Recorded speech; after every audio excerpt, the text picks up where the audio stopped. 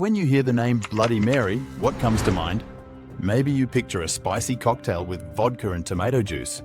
Or perhaps you think of the ghostly folklore where you stand in front of a mirror and chant her name, Bloody Mary, hoping to see an apparition that reveals your future.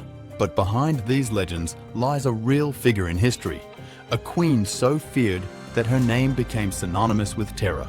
Join us as we uncover the true story of Mary Tudor, a woman caught between being a villain and a victim.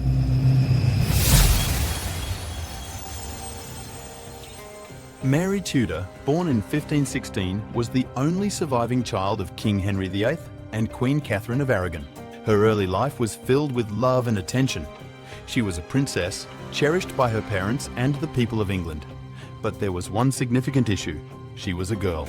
In an era when a male heir was paramount, Mary's future was uncertain. Her mother, Catherine, prepared Mary for a powerful role, teaching her Latin and other subjects so she could one day be a capable queen. Despite Mary's accomplishments, her father, Henry VIII, desperately wanted a son. This desire led to a dramatic and life-altering event for Mary: her father's infatuation with Anne Boleyn and his decision to divorce Catherine. This was no ordinary divorce. It was a monumental event that altered the course of English history. Henry's decision to separate from Catherine led to the formation of the Church of England, breaking away from the Roman Catholic Church. For Mary, a devout Catholic like her mother, this was devastating. Her father declared her illegitimate, stripping her of her royal status and severing her ties with her mother.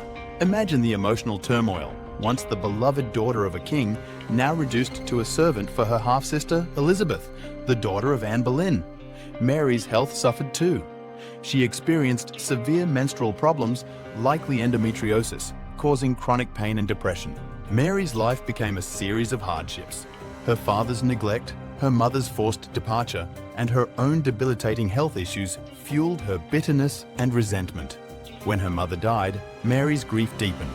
But her fortunes seemed to change when Anne Boleyn was executed, and she hoped to regain her father's favour. Yet, Henry remained unforgiving, forcing Mary to sign a declaration that she was illegitimate and her parents' marriage was unlawful.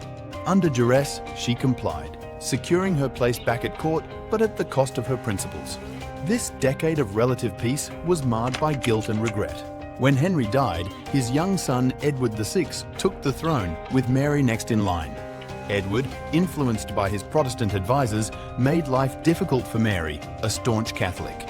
His early death led to a brief attempt to bypass Mary in favour of Lady Jane Grey, but Mary's supporters rallied, and at age 37, she finally became Queen. An ardent Catholic, Mary initially took a measured approach to restore the old church. During the first year of her reign, many prominent Protestants fled abroad. However, those who stayed behind and continued to publicly proclaim their beliefs became targets of heresy laws, carrying the brutal punishment of burning at the stake. In Tudor England, bloody punishments were the norm, as heresy was seen as a threat not just to the church, but to the stability of society.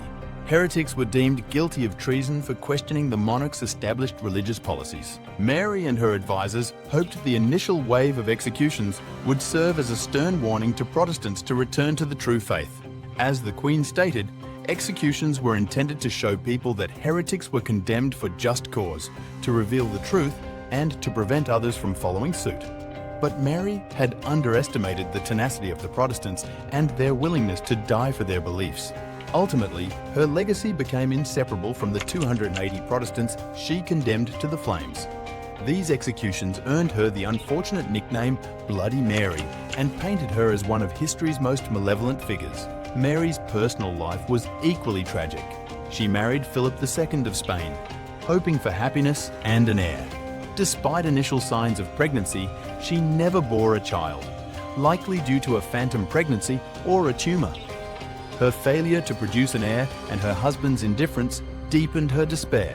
Mary's reign was short and filled with bloodshed. She died in 1558, possibly from ovarian cancer. Her dream of a Catholic England died with her, and her half-sister Elizabeth ascended the throne, overshadowing Mary's legacy.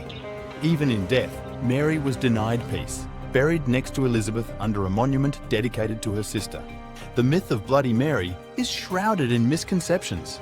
England's first reigning queen, was not a vindictive, violent woman, nor a pathetic, love-struck wife better suited for a nunnery. She was stubborn, inflexible, and undoubtedly flawed, but also a product of her time. Her actions and mindset as alien to us as our modern world would be to her. She paved the way for her sister's reign, setting precedents Elizabeth never acknowledged. Mary achieved much in fiscal policy, religious education, the arts, accomplishments often overshadowed by her notorious nickname. So, was Mary Tudor a monster or a victim? Her life was a tapestry of pain, betrayal, and a relentless quest for acceptance and power. Her story forces us to ponder. Did her circumstances shape her into the feared queen she became? Or was there a deeper, inherent darkness within her? Share your thoughts in the comments.